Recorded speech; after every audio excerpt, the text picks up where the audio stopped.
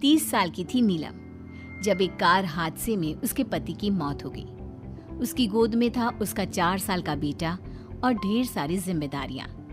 नीलम को सजने संवरने और अच्छे कपड़े पहनने का बहुत शौक था, लेकिन पति की मौत क्या हुई, नीलम की तो जैसे दुनिया ही बदल गई। मेरे बेटे को गुजरे हुए अभी 1 साल भी नहीं हुआ और तूने गुलाबी रंग का कुर्ता पहना हुआ है। तुझे अपने पति के जाने का जरा भी गम नहीं है क्या? ऐसी बात नहीं है मम्मी जी, लेकिन पूरी जिंदगी सिर्फ रोकर तो नहीं गुजारी जा सकती ना। तो क्या करेगी? पार्टियां मनाएगी? अरे एक तो मेरा बेटा मर गया और तुम्हें कोई फर्क ही नहीं पड़ता। मम्मी जी, मेरा भी पति गया है और इस बात से मुझे कितना फर्क पड़ता है मैं आपको बता भी नहीं सकती। लेकिन अगर मैं रोती हूँ तो मेरा 4 साल का बेटा बहुत रोता है, अपने पापा को याद करता रहता है। उसे दिखाने के लिए ही सही मेरा ठीक से रहना बहुत जरूरी है। कुछ दिनों के बाद, मम्मी जी मैं नौकरी करना चाहती हूँ। लेकिन उसकी क्या जरूरत है? यहाँ घर में रह रहकर मेरा दम घुटता है। पूरा दिन मुझे अपने पति की याद आती है। कुछ देर के लिए ही सही घर से बाहर जाऊंगी तो शायद कुछ अच्छा लगे। ठीक है, जैसा तुम्हारा मन करता है वैसा करो, लेकिन ध्यान रखना ये ज्यादा चटक मटक रंगों के कपड़े पहनकर घर से बाहर जाने की जरूरत नहीं है, वरना दुनिया हमारे बारे में बातें करेंगी। अपनी सास की बात मानकर नीलम सफेद रंग के कपड़े पहनकर ऑफिस जाना शुरू कर देती है। ऑफिस में नीलम की एक सहेली बनती है दिव्या। नीलम, तुम हमेशा ये सफेद कपड़े पहनकर क्यों आती हो? दिखने में इतनी सुंदर हो, जॉब करती हो, तुम्हें अच्छे से रहना चाहिए। तुम्हें तो पता ही है, 1 साल पहले मेरे पति की मौत हो गई और इसीलिए मेरे ससुराल वालों ने कहा है कि मुझे सिर्फ सफेद कपड़े ही पहनने चाहिए, वरना लोग मुझे गलत समझेंगे। लोगों के हिसाब से तो अपनी जिंदगी जीना ही गलत है, लेकिन तुम कब तक ऐसे रहोगी? जो हो गया उसे भूल जाओ। मेरा भी बहुत मन करता है कि तुम लोगों की तरह रंगीन कपड़े पहनूं, अच्छे कपड़े पहनकर तैयार होकर रहूं, लेकिन फिर मोहल्ले वाले और रिश्तेदार मेरे बारे में उल्टी सीधी बातें बनाने लगते हैं। देखो, तुम जॉब करती हो, तुम्हें लोगों की बातों की परवाह नहीं करनी चाहिए। अगले दिन नीलम जाने के लिए तैयार होती है और रंगीन कपड़े पहन लेती है। ये देखकर नीलम की सास को गुस्सा आ जाता है।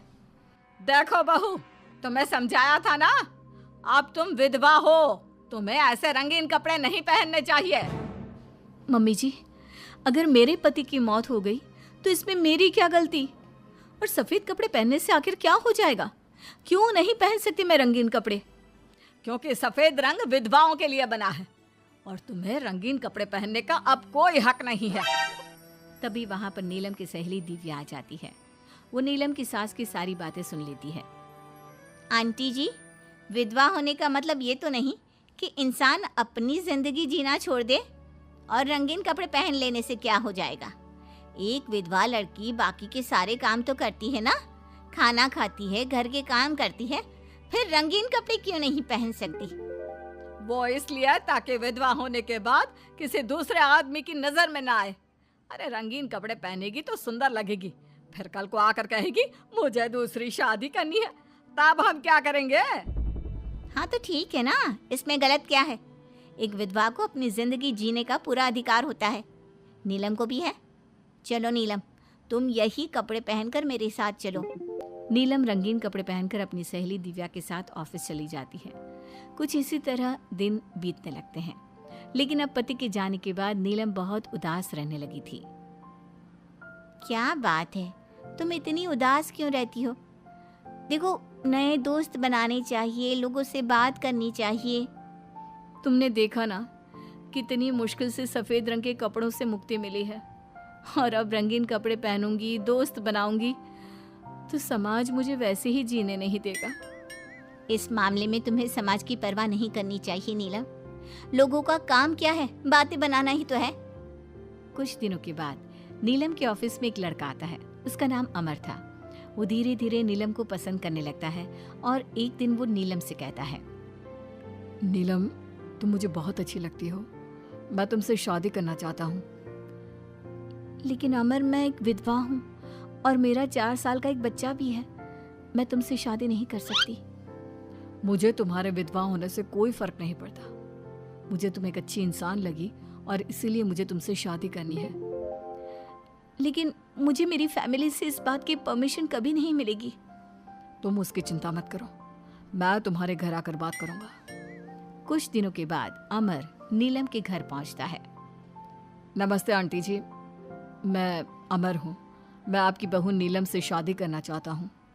मुझे तो पहले से पता था। पहले तूने विधवा वाला सफेद रंग छोड़कर ये रंग बिरंगी कपड़े पहनने शुरू किए और अब तेरा चक्कर भी चल रहा है। नहीं मम्मी जी, आप गलत समझ रही हैं। मैंने ऐसा कुछ नहीं किया। अगर ऐसा कुछ नहीं किया तो फिर कौन है ये लड़का, और यहाँ हमारे घर तेरे साथ शादी करने की बात करने क्यों आया है? आप नीलम को गलत समझ रही हैं। मैं नीलम को पसंद करता हूँ और उससे शादी करना चाहता हूँ। उसने मुझसे कभी ऐसा नहीं कहा। चले जाओ हमारे घर से। हमारे यहाँ पर विधवा बहुओं की शादियाँ नहीं करवाई जाती। समझ में आई बात?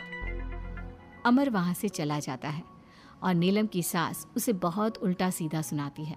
कुछ दिनों के बाद पड़ोस में एक शादी होती है। वहाँ पर सारी औरतें तैयार होकर आती हैं।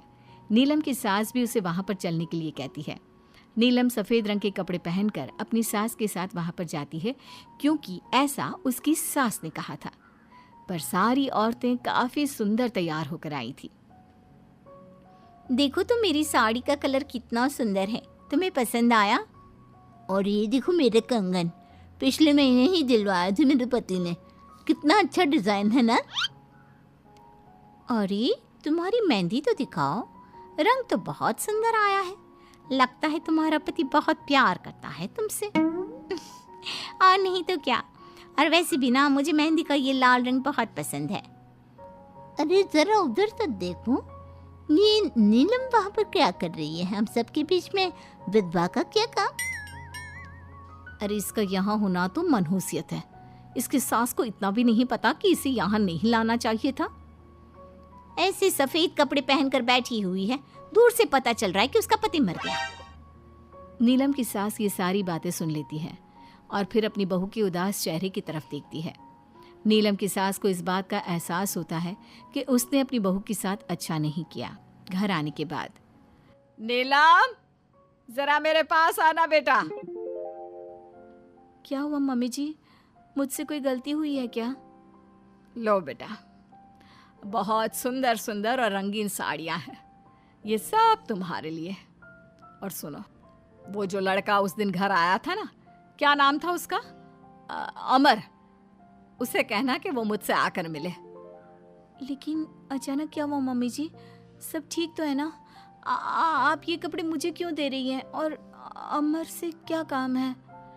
बेटा, मेरे बेटे की मौत के बाद भी तुम मेरा इतना ख्याल रखती हो, नौकरी करती हो, पैसे कमाती हो।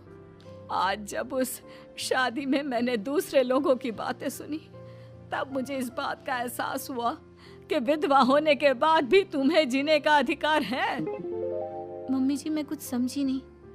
देखो बेटा, जो चला गया वो चला गया, लेकिन आज के बाद तुम रंगीन कपड़े पहनोगी, खुश होकर रहोगी। और हाँ, मैं खुद तुम्हारी शादी अमर के साथ करवाऊंगी। लेकिन मम्मी जी, आप ये सब क्यों कर रही हैं? मैं तो आपके कहने पर सफ़ेद कपड़े पहनकर शादी में गई थी। वही तो बेटा, मुझे अच्छा नहीं लगा। और ऐसा तो किसी किताब में नहीं लिखा कि विधवा होने के बाद एक लड़की को सिर्फ सफ़ेद कपड़े पहनने चाहिए। अगर तुम ससुराल में रहकर अपनी जिम्मेदारी उठा सकती हो, तो फिर अपनी जिंदगी में सारी खुशियों पर भी तुम्हारा अधिकार है।